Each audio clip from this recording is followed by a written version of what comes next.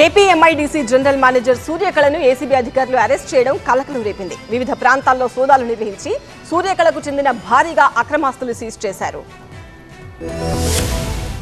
ఏపీలో అవినీతి అధికారులు అంతు చూస్తున్నారు ఏసీబీ అధికారులు. కొన్నాళ్లుగా అవినీతి అధికారులపై దృష్టి సారిస్తూ ఫిర్యాదు రావడమే ఆలస్యం అన్నట్టుగా వలపన్ని మరీ పట్టుకుంటున్నారు. ఇటీవల వరుసగా అవినీతి అధికారులు ఏసీబీ వలకు చిక్కుతున్నారు. క్రమంలోనే అక్రమార్జన కేసులో ఏపీ వైద్య మౌలిక వసతుల అభివృద్ధి సంస్థ జనరల్ మేనేజర్ మల్లాది వెంకట సూర్యకళను అవినీతి నిరోధక శాఖ అధికారులు అరెస్ట్ చేశారు. అక్రమంగా ఆస్తులు కూడబెట్టారనే అభియోగాలపై వచ్చిన సమాచారం మేరకు హైదరాబాద్, విశాఖపట్నం, విజయవాడలోని సూర్యకళకు చెందిన బంధువుల ఇళ్లలో సోదాలు జరిపారు. 4 చోట్ల ఏకకాలంలో తనిఖీలు నిర్వహించారు.